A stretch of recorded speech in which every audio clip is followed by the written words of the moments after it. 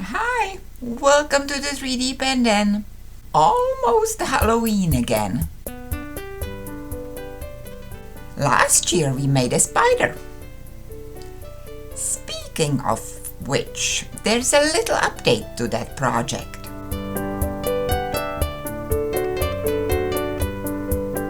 If you are actually going to try this, you still may want to watch the 9-minute video from last year.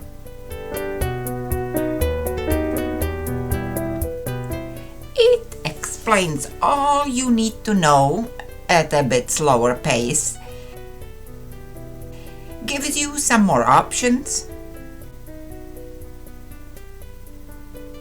and all of it still applies.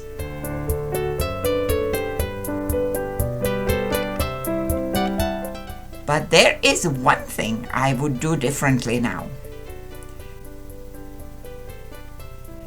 And that has to do with attaching this fishing weight that makes him run. There's no way this one thread of filament that I used originally to attach it is going to last very long. So I strongly recommend straightening a piece of filament with hot water. The process is in my video on how to straighten filament, which is in the description, and using that instead. If you don't want to be fixing your spider twice a day. Much better. Have a fun Halloween!